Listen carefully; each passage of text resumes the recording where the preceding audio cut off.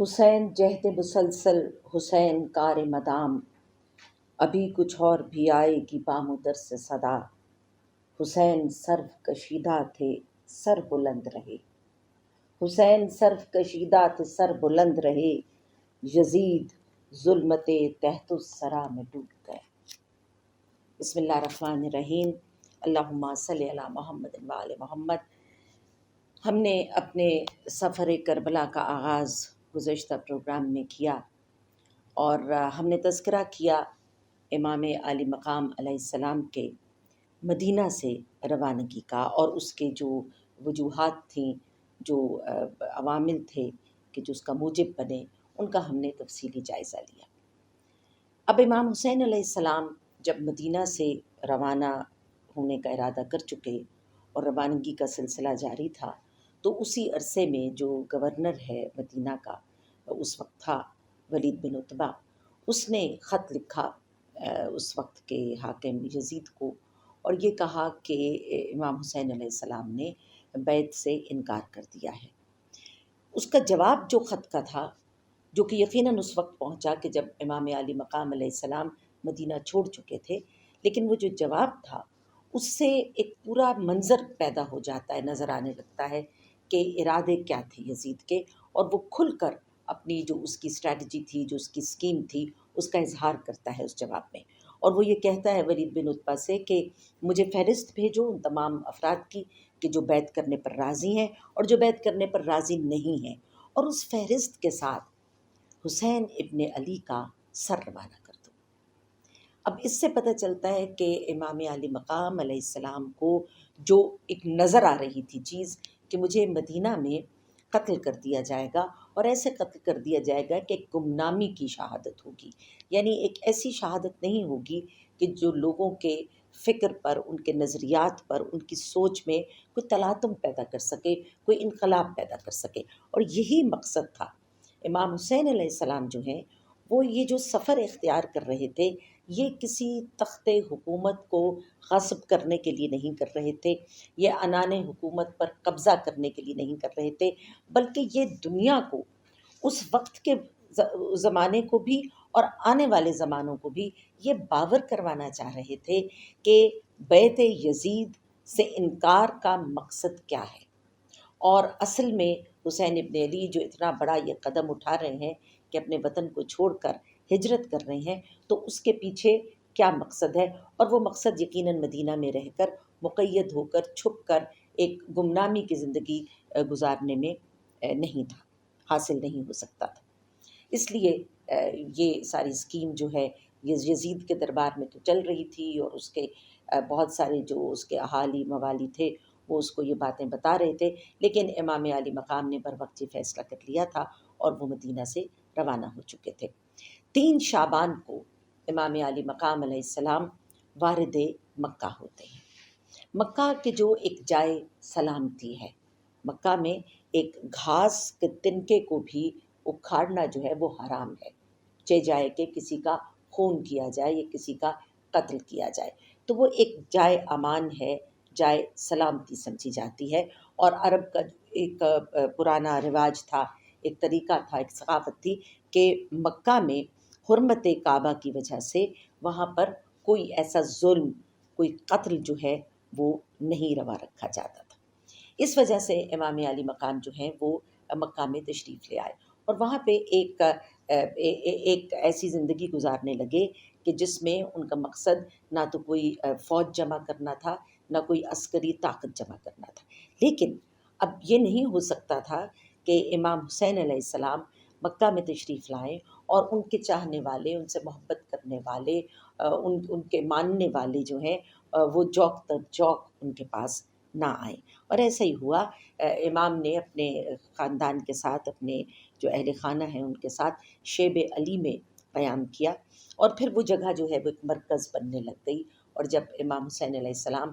حرم میں، یعنی حرم کعبہ میں تشریف لاتے تھے، تو لوگوں کا ایک ہجوم ان کے گرد جمع ہو جاتا تھا، اور امام علی مقام سے وہ گفتگو کرتے تھے اور ان سے مستفید ہوتے تھے، امام کی گفتگو سے، اور ان کے جو احکامات تھے، اور جس طرح سے امام مختلف ان کے مسائل کا حل بتاتے تھے، تو ایک اس طرح کا ایک ماحول وہاں پر بننے لگا۔ اس عرصے میں ہم دیکھتے ہیں کہ امام علی مقام کا مدینہ سے نکل کر مکہ آنا اور بیعت یزید سے انکار کر دینا بذات خود ایک بہت بڑا واقعہ تھا، لیکن اس واقعے پر ہم دیکھتے ہیں کہ کسی بھی عرب کے اور علاقے سے، یمن سے، بصرہ سے، طائف سے، مدینہ سے بذات خود یا اور علاقوں سے کہیں سے بھی امام کی تائید کے لیے کوئی گروہ نہیں آیا، کوئی لوگ نہیں آئے۔ امام سے محبت کے لیے تو لوگ آتے تھے، ملاقات کرتے تھے، لیکن اس اقدام کے بارے میں کوئی تفصیلات معلوم کرنے کے لیے کوئی ایسا گروہ یا کوئی ایسے اجتماع نہیں ہوا۔ لیکن ایک شہر ایسا تھا جہاں پہ ایک تحریک جو ہے وہ ترغیب پا رہی تھی، اور وہ شہر تھا شہر کوفہ۔ آپ جانتے ہیں کہ شہر کوفہ کی تاریخی اہمیت کیا ہے۔ یہ جناب علی علیہ السلام کی جو ظاہری خلافت ہے اس میں امیر المومنین کا دارالحکومت تھا، اور یہاں پہ جو ایک بڑی تعداد، ایک کثیر تعداد اور اکثریت لوگوں کی جو ہے وہ شیعان علی کی تھی، کیونکہ یہ وہ لوگ تھے کہ جو امیر المومنین حضرت علی علیہ السلام کے دور خلافت میں جو وہ ایک دور علوی تھا، ایک شاندار دور تھا عدالت کا اور انصاف کا، اس کی بہترین یادیں اپنے دلوں میں اور اپنے ذہنوں میں رکھتے تھے، اور اس وجہ سے وہ اس وقت کے گزر جانے کے بعد، یعنی مولا کائنات کی شہادت کے بعد وہ اس زمانے کو، اس دور کو یاد کرتے تھے، اور پھر خاص طور پر ایک طویل دور حکومت جو ہے امیر شام کا، اس میں اس علاقے کو خاص طور پر ظلم کا نشانہ بنایا گیا، اس لیے کہ یہاں پر جو لوگوں کی تعداد تھی وہ شیعان علی کے زیادہ تر لوگ تھے، اور خاص طور پر کوفہ اور بصرہ دو متضاد شہر تھے۔ جو کوفہ ہے وہاں پہ شیعان علی کی تعداد تھی، اور جو بصرہ ہے وہاں پہ جو مخالفین تھے حضرت علی علیہ السلام کے، ان کی تعداد زیادہ تھی۔ تو اس طرح سے یہ ایک دو قوتیں جو ہیں یہ آپس میں برسر پیکار رہا کرتی تھیں، اور وہ جو طویل دور حکومت تھا 20 سال کا امیر شام کا، اس میں یہ مخالفت جو ہے یہ کافی حد تک واضح ہو کر نظر آنے لگی تھی۔ اب جب یہ اطلاع ملی کوفہ میں کہ امام علی مقام علیہ السلام نے انکار کر دیا ہے بیعت سے یزید کی، اور وہ مدینہ چھوڑ کر مکہ آ گئے، اور یہ بھی اطلاع ملی کہ یزید جیسا حکمران، جس کی کہ شخصیت کے بارے میں ہم نے گزشتہ پروگرام میں بات بھی کی ہے، اور تاریخ بھی گواہ ہے کہ جو اس کی شخصیت تھی، جو اس کا کردار تھا، جو اس کا عمل تھا، جو اس کے روز و شب تھے، وہ شریعت محمدی سے بالکل متضاد تھے۔ اس وجہ سے لوگوں کے دلوں میں اس کے لیے کوئی عزت یا تکریم نہیں تھی، اور اس کے علاوہ ساتھ ساتھ یہ بھی ہے کہ وہ جس طرح کے گورنر متعین کرتا تھا مختلف ادوار میں، یعنی امیر شام کے زمانے میں بھی، اور پھر یزید نے آ کر مزید ایسے لوگ لگائے کہ جن کے دلوں میں بغض تھا اہل بیت کا، اور مولا کائنات حضرت علی علیہ السلام اور اولاد علی کا جو بغض ہے وہ بہت زیادہ شدت سے موجود تھا۔ اس لیے اس نے خاص طور پر ایسے لوگوں کو متعین کیا، گورنر لگایا، اور ابن زیاد جو ہے، جو کہ بصرہ کا گورنر تھا، اس کو خاص طور پر تبدیل کر کے عبید اللہ ابن زیاد کو کوفہ میں لایا گیا، تاکہ وہ یہاں کے لوگوں کی جو اگر ذہن میں کچھ خیالات آتے ہیں یا کوئی تحریک پیدا ہوتی ہے تو اس کو دبانے میں معاون ثابت ہو سکے۔ لیکن وہ تحریک پیدا ہو رہی تھی۔ جب لوگوں کو اطلاع ملی تو جناب سلمان بن سرد کے گھر میں ایک اجتماع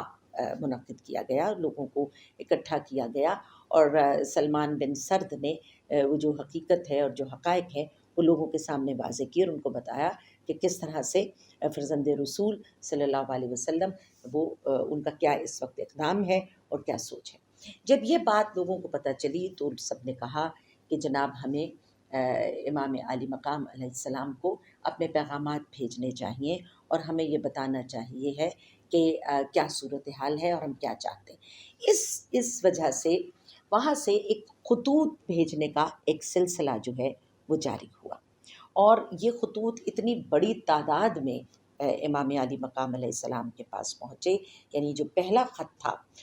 وہ جب تک بھیجا گیا اس کے 2 دن کے اندر اندر تقریباً 55 عرضداشتیں جو ہیں وہ تیار ہو چکی تھیں اور وہ امام عالی مقام علیہ السلام کی طرف روانہ کی جا چکی تھیں۔ اسی طرح چند دنوں میں ہی متواتر مختلف خطوط کا ایک سلسلہ جو ہے وہ امام عالی مقام کی طرف روانہ کیا گیا، اور اس کی جو زبان ہے، یعنی جو تحریر ہے، جو متن ہے، اس میں ہر دفعہ ایک شدت پیدا ہونے لگی۔ یعنی پہلا خط جو ہے اس میں کہا گیا کہ ہمارے سر پر کوئی امام نہیں، لہٰذا آپ تشریف لائیں، شاید آپ کی تشریف آوری سے ہم حق کی نصرت پر یک دل ہو سکیں۔ اور اس کے بعد جو اگلے خطوط تھے ان میں مزید جو جوش و خروش ہے وہ بڑھنے لگا۔ پھر کہا گیا کہ تشریف لائیے جلد، کہ لوگ آپ کے منتظر ہیں، اور ہم اور کسی کو امام تسلیم کرنے پر راضی نہیں ہے۔ اس طرح سے جو زبان ہے، جو لہجہ ہے ان خطوط کا، اس میں اشتیاق زیادہ بڑھتا چلا جا رہا تھا۔ اور جو آخری خط لکھا گیا اس میں مزید شدت تھی، اور کہا گیا کہ کھیتیاں لہلہا رہی ہیں، میوے درختوں میں رسیدہ ہیں، تالاب پانی سے لبریز ہیں، آپ چاہیں تشریف لائیں ایسے لشکر کی جانب جو آپ کی مدد کے لیے بالکل آراستہ ہے۔ یہ خطوط جب امام عالی مقام کے پاس یکے بعد دیگرے اور ایک بڑی تعداد میں وہاں پر پہنچے، تو پھر امام عالی مقام نے مشورہ کرنا شروع کیا اپنے لوگوں سے کہ کیا کرنا چاہیے۔ اس عرصے میں ہمارے لیے یہ دیکھنا بھی ضروری ہے کہ مکہ میں اب ایک کیا صورتحال جو ہے وہ تشکیل پاتی جا رہی ہے۔ یقیناً وہاں پہ ایک سازش کا احساس ہونے لگا ہے، جیسا کہ ہم نے آپ سے پہلے بتایا کہ بہت جو 4 افراد جن سے کہ بیعت کا تقاضا کیا گیا، ان میں جناب عبداللہ بن زبیر ایک نامی گرامی شخصیت تھے، اور جناب عبداللہ بن زبیر جو ہے وہ بھی مکہ میں امام حسین علیہ السلام سے 1 یا 2 روز پہلے تشریف لے آئے تھے مدینہ سے۔ اب مکہ میں جناب عبداللہ بن زبیر کی موجودگی کی وجہ سے کشیدگی جو ہے وہ مزید بڑھ گئی تھی، اور ہم نے ابھی آپ سے تذکرہ کیا کہ جو یزید کا خط تھا اپنے گورنر مدینہ کے نام، اور اس میں کہا گیا تھا کہ مجھے حسین کا سر بھیج دو۔ اب وہی جب امام مدینہ سے مکہ آ گئے تو پھر عام سادہ لباس میں فوجی جو تھے، عسکری جو لوگ تھے وہ وہاں پر بھیج دیے گئے، لیکن وہ تھے عام حاجیوں کے لباس میں، کیونکہ آپ کو معلوم ہے کہ جو مواصلات کا اور کمیونیکیشن کا سلسلہ ہے وہ ایسے تو نہیں تھا جیسے اب ہوتا ہے۔ تو جن لوگوں نے حج پر جانا ہوتا تھا وہ 3 مہینے 4 مہینے پہلے ہی مختلف علاقوں سے اپنا سفر شروع کر دیتے تھے، یا تو پیدل یا اونٹوں پر یا مختلف سواریوں پر۔ تو اس طرح سے وہ جوک در جوک لوگوں کے مکہ میں آنے کا اور وہاں کی جو پاپولیشن ہے آبادی کے بڑھنے کا سلسلہ شروع ہو چکا تھا۔ ایک بہت بڑی تعداد لوگوں کی وہاں آنے لگی تھی، اور جو ہی لوگوں کو پتہ چلتا تھا کہ فرزند رسول صلی اللہ علیہ وسلم تشریف فرما ہے مکہ میں، تو لوگ امام سے ملنے کے لیے تشریف لاتے تھے اور پاس آ کر بیٹھتے تھے۔ اب یہ فیصلہ کرنا کہ ان میں سے کون لوگ ہیں کہ جو سازش کا حصہ ہیں اور کون لوگ ہیں کہ جو سازش کا حصہ نہیں ہیں، ایک بہت مشکل کام تھا۔ اسی اثنا میں یہ ہوا کہ جناب عبداللہ ابن زبیر جو ہیں، جو کہ امام حسین کے پاس بھی تقریباً روزانہ آ کر بیٹھتے تھے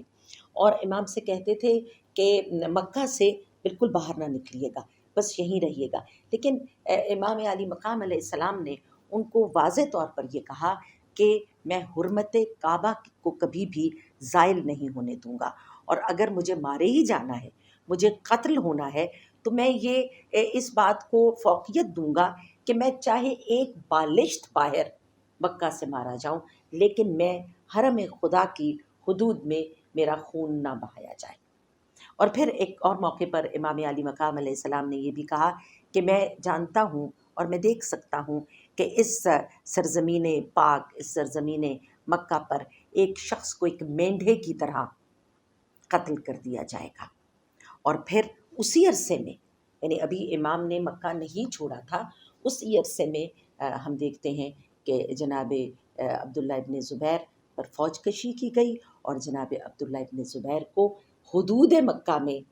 قتل کر دیا گیا۔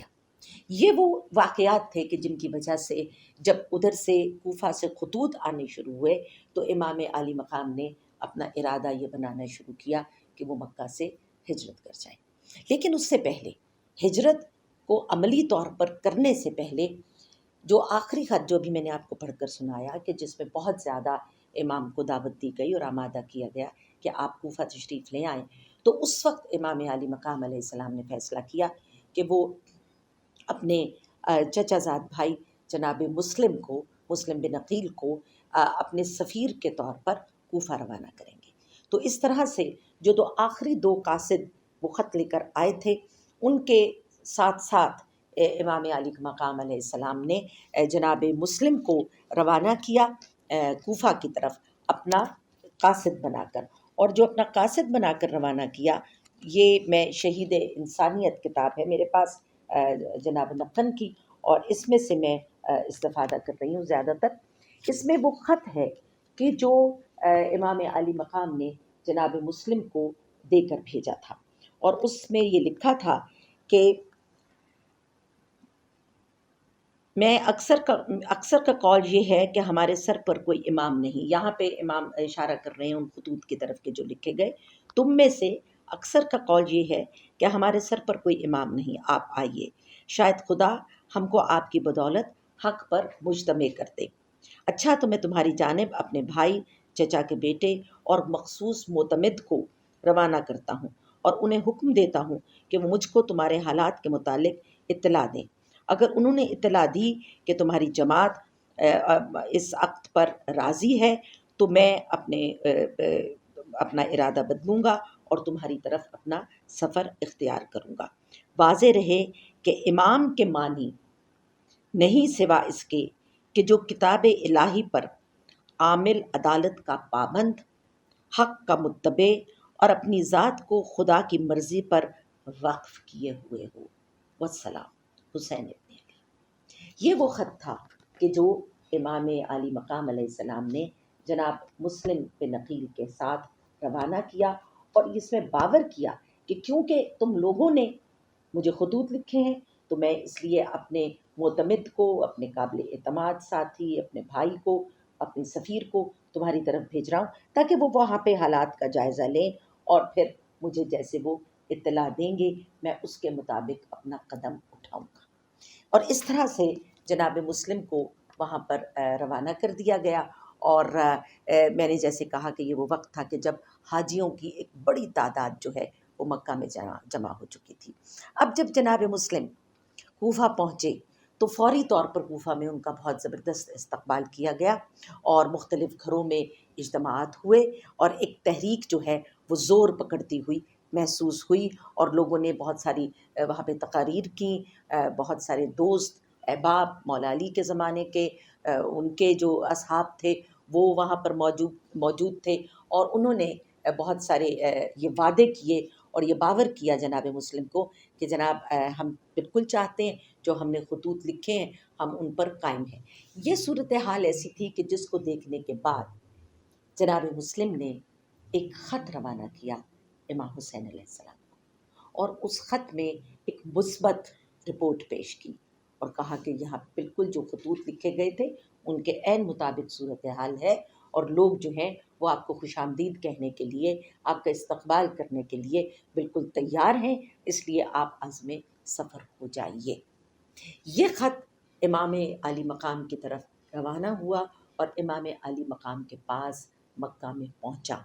جو ہی یہ خط مکہ میں پہنچا، اور جیسے کہ ہم بار بار تذکرہ کر چکے کہ مکہ میں جو صورتحال تھی وہ اتنی شدت اختیار کر چکی تھی، جناب عبداللہ ابن زبیر کا قتل کیا جا چکا تھا، اس وجہ سے اس شدت کو اور اس کشیدگی کے حالات کو دیکھتے ہوئے امام علی مقام کے پاس جب یہ خط جناب مسلم کا پہنچا تو ان کا اعتماد بحال ہوا مزید، اور انہوں نے اسی رات یہ فیصلہ کیا کہ اب میں حدود مکہ سے باہر نکلتا ہوں۔ اور وہ زمانہ آپ دیکھیے کہ بالکل آج ہم بات کر رہے ہیں جس وقت کی، جس دن کی، وہ 8 ذی الحجہ کا دن ہے کہ جب امام علی مقام علیہ السلام یہ فیصلہ کرتے کہ ان کو مکہ چھوڑ دینا چاہیے، اور وہ مکہ چھوڑتے ہیں۔ اب یہاں پہ جو ایک بڑا اہم سوال تاریخ اٹھاتی ہے وہ یہ کہ جناب فرزند رسول نے حج کو چھوڑا اور اپنا احرام بدلا، یعنی عمرہ ادا کیا اور اپنا احرام کھول کر وہ وہاں سے روانہ ہو گئے۔ تو ایسا کیوں ہوا جبکہ ایک دن ابھی یا 2 دن باقی تھے حج میں صرف، تو انہوں نے حج کو عمرے پر کیوں بدلا؟ تو یہی اس سوال کا جواب بھی ہے جس کا ہم نے تذکرہ کیا کہ امام عالی مقام کو اس بات کا یقین تھا کہ جب حاجیوں کے ان گروہوں کے اندر جو فوجی داخل ہو چکے ہیں اور جس طرح سے فوج کشی کی گئی ہے عبداللہ ابن زبیر پر، اسی طرح سے حسین ابن علی جن کے قتل کے لیے حاکم وقت نے احکامات جاری کر دیے ہیں، تو اس کا مطلب ہے کہ یہ ہو کر رہے گا اور حج کے زمانے میں امام عالی مقام کو قتل کر دیا جائے گا، اور اس شور میں اور اس ہنگامی صورتحال میں کسی کو پتہ بھی نہیں چلے گا کہ کس نے قتل کیا، کیسے قتل کیا۔ ایک اور ابن ملجم ہوگا کہ جس کی کہ داستان لوگ سناتے رہیں گے، اور ایک اور سازش کا انداز ہوگا قتل کرنے کا۔ اور وہ جو امام چاہتے تھے، امام علی مقام کا جو مقصد تھا کہ ایک حیات نو، یعنی جو اسلام ہے اس کے اس پودے کو ایک حیات نو عطا کی جائے، اور وہ حیات نو کس کے ذریعے عطا کی جائے؟ خون حسین کے ذریعے عطا کی جائے۔ اور امام علی مقام جانتے تھے کہ یہ جو دین اسلام کا شجر ہے یہ بالکل اپنی ساکھ، اپنی بہار کھو دے گا کہ اگر اس کو وہ لہو اس کی آبیاری کے لیے نہ ملا کہ جو خون حسین ہے، تو پھر یہ شجر دین اسلام جو ہے یہ مزید پھل پھول نہیں سکے گا، اور اس کی جڑیں جن کو کہ کاٹا جا رہا ہے، جن کو نقصان پہنچایا جا رہا ہے، تو اس کی ان جڑوں کو بالکل کمزور کر دیا جائے گا۔ اس وجہ سے امام علی مقام نے یہ بہت بڑا قدم تھا، بہت بڑا المیہ بھی ہے کہ امام کے جنہوں نے نہ جانے کتنے حج اپنے بچپنے سے لے کر اپنی اس عمر تک جو ہیں وہ ہر سال 57 برس امام علی مقام کی عمر تھی اس وقت، تو وہ تقریباً ہر سال انہوں نے حج ادا کیے جب وہ پیروں پر چلنے کے قابل ہوئے اور پیدل چل کر مدینہ سے مکہ تشریف لاتے تھے، اور اس موقع پر انہوں نے اس حج کو ترک کیا، حج کو ترک کر کے عمرہ میں تبدیل کیا اور احرام کھولا، اور پھر وہ 8 ذی الحجہ کو مکہ کی حدود سے باہر نکل آئے۔ ہم یہیں سے اپنے پروگرام کا سلسلہ آگے جاری رکھیں گے اور ہم عازم سفر رہیں گے اس سفر میں امام علی مقام علیہ السلام کے ساتھ۔ اللہ حافظ۔